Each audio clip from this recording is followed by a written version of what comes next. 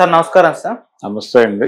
Sir Shekhar Kammula గారి Kubera cinema US లో already release అయింది. సో అక్కడ నుంచి రిపోర్ట్స్ రివ్యూస్ అన్ని కూడా బయటకు వస్తున్నట్టుగా తెలుస్తుంది. మరి అమెరికా రివ్యూ ఏ విధంగా ఉంది సార్ కుబేర సినిమాకి? అంటే అమెరికా రివ్యూ అనే పేరుతో మీడియాలో సర్క్యులేట్ అవుతోంది కానీ అక్కడ షోస్ పడినట్టుగా ఇంకా అధికారిక సమాచారాలు ఏవి లేవు. ఓకే, మేబీ షోస్ పడితే పడి ఉండొచ్చు. రివ్యూస్ అంటే జనరల్ గా సినిమా కొన్నటువంటి వాళ్ళు కొంతమందికి షో వేసి చూపించవచ్చు.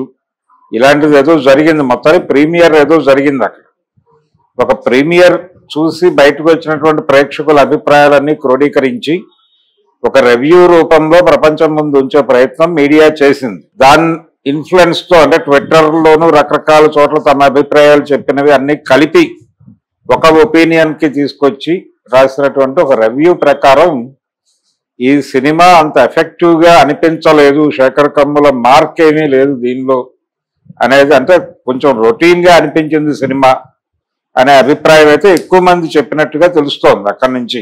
అంటే రేపు సినిమా ఇక్కడ రిలీజ్ అవబోతోంది. రిలీజ్ అయిన తర్వాత ఒపీనియన్ మారితే మారొచ్చు. ఇది వాళ్ళు వ్యక్తం చేసినటువంటి అభిప్రాయం. అంటే రెండు క్యారెక్టర్స్ నాగార్జున అలాగే ధనుష్ చేసినటువంటి క్యారెక్టర్లే కీలకం దీనిలో. ఈ రెండు పాత్రల్లో ఒకటి స్కామ్స్ చేసి రకరకాల పద్ధతుల్లో డబ్బులు కూడబెట్టేటువంటి పాత్ర. ఇది ఎక్సెస్ అమౌంట్ వచ్చేసినప్పుడు దీన్ని ఎక్కడో చోట డైవర్ట్ చేయాల్సినటువంటి ఒక పరిస్థితి ఉత్పన్నమైనప్పుడు ఒక బిచ్చగాడిని ప్రవేశపెడతాడు ఆయన దానిలోకి. ఆ బిచ్చగాడు ధనుష్. అతను సడన్ గా కనిపించకుండా పోతే దానికోసం అతను ఏం చేశాడు అనేది ప్రధానంగా ఉంటుంది. ఒక లైన్ అని చెబుతూ ఈ క్రమంలో అతను అసలు మనీ ప్రొక్యూర్ చేసే అంటే డబ్బు సంపాదించేటువంటి మార్గాలు, ఆ స్కామ్లు ఇవన్నీ కూడా గతంలో వచ్చిన అనేక ఈ స్కామ్స్టర్స్ సినిమాలు చాలా వచ్చినాయి ఈ మధ్య. మనకి తెలుగులో కూడా ఒక ప్రయత్నం జరిగింది ఈ మధ్య కాలంలోనే. హర్షద్ మెహతా స్కామ్ ని దృష్టిలో పెట్టుకొని ఒక కథ తయారు చేసి సినిమా చేశారు, లక్కీ భాస్కర్ అనే పేరుతో. ఇది కాకుండా కూడా హిందీలో కొన్ని సినిమాలు వచ్చాయి. సో మార్కెట్ ఎకానమీలో డబ్బులు పోగేయటానికి ఎంత స్కోప్ ఉందో ఈ డబ్బులన్నీ కూడా పారదర్శకంగా చూపించడం అనేది కూడా అనివార్యంగా మారుతున్నటువంటి ఒక పరిస్థితి వచ్చేసింది. వచ్చినప్పుడు ఇది వేరే అకౌంట్లో చూపించటము, బి అకౌంట్లు, సి అకౌంట్లు, డి అకౌంట్లు ఇలాంటి ఆడిటర్స్ ప్రభావం చాలా పెరిగిపోయింది.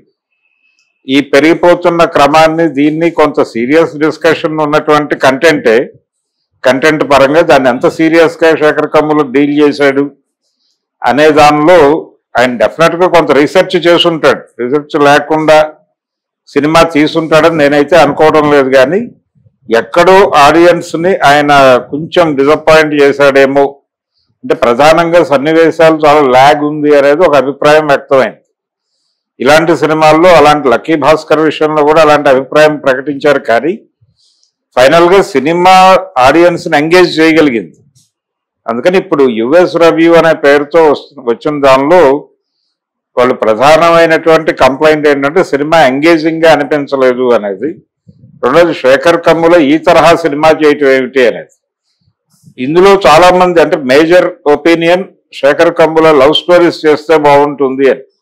ఇది ప్రతి సందర్భంలోనూ ఏ డైరెక్టర్ అయినా ఒక కొత్త తరహా కథ అటెంప్ట్ చేసిన ప్రతిసారి ఇది ఇతని కప్ ఆఫ్ టీ కాదు అని మాట్లాడే వాళ్ళ సంఖ్య అపరిమితంగా ఉంటుంది.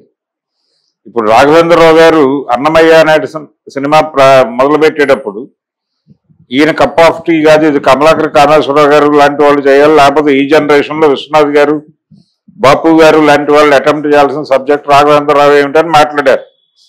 ఫైనల్ గా ఆయనే సక్సెస్ చేశాడు ఆ సినిమా. నిజానికి బాపు గారు చేసిన చాగయ్య ఆడలేదు, అలాగే విశ్వనాథ్ గారు చేసిన అన్ని సంగీత భరిత చిత్రాలు ఆడలేదు. ఏదో ఒకటి రెండు పెద్ద విజయాలు సాధించిన అంతవరకు. కాబట్టి ఇది ఫలానా డైరెక్టర్ ఈ తరహా సినిమాలే తీయాలి అని అనుకున్న వాళ్ళకి ఏదైనా కొంచెం ఇబ్బంది కలిగి ఉండొచ్చేమో. కానీ ఓవరాల్ గా తను కొత్త తరహా కథలు చెప్పడానికి ఒక ప్రయత్నం అయితే చేస్తాడు శేఖర్ కమ్ముల. అలాగే ఒక జనాలకి ఏదో ఒక ఆలోచించుకోవటానికి ఒక పాయింట్ లేకుండా సినిమా తీయటం అనవసరం అనే అభిప్రాయం ఆయనకి ఆయన టీంలో ఉన్న వాళ్ళకు కూడా ఉంది. అందుకని కొత్త తరహా కథ కోసమే డెఫినెట్ గా ప్రయత్నం చేసి ఉంటారు. అది ఎక్కడో డైజెస్ట్ అవటం దగ్గర ఎక్కడో చిన్న ప్రాబ్లం ఉన్న వాళ్ళందరూ కలిసి ఒక చోట ఎక్కడో అభిప్రాయం పెడితే ఆ అభిప్రాయం ఆధారంగా తయారైనటువంటి రివ్యూగానే చూస్తున్నాను దీన్ని. రేపు తెలుగు ప్రేక్షకులు ఆ సినిమా చూసిన తర్వాత రేపు ఉదయం మార్నింగ్ 8 o'clock నుంచే షోస్ ఉన్నాయి. సో ఆ షో చూసిన తర్వాత ఎలా రియాక్ట్ అవుతారు అనేది అప్పటి రివ్యూ విడిగా మాట్లాడుకుందాం మనం. ప్రస్తుతానికైతే యుఎస్ రివ్యూ సంతృప్తికరంగా లేదు, యావరేజ్ టు అబోవ్ యావరేజ్ సినిమాగానే మాట్లాడుతున్నారు. అయితే డిసప్పాయింట్ చేయలేదు, లాగ్ అయింది అనేది ఒకటి ప్రధానంగా. అలాగే శేఖర్ కమ్ముల నుంచి మేము ఎక్స్పెక్ట్ చేసింది లేదు అనే అభిప్రాయం కొంతమంది. శేఖర్ కమ్ముల కష్టం కనిపించిందని కూడా కొంతమంది మాట్లాడారు. అంటే సబ్జెక్టుకి సంబంధించి ఆయన చేసినటువంటి అంటే పరిశోధన కావచ్చు, ఇతర వ్యవహారాలు కావచ్చు, ఆయన టీం, ఆయన రైటింగ్ టీం చేసినటువంటి కృషి అభినందనీయం అనే మాట కూడా పెట్టారు. కానీ ఆ అభిప్రాయం ప్రకటించిన వాళ్ళ సంఖ్య పరిమితంగా ఉంది.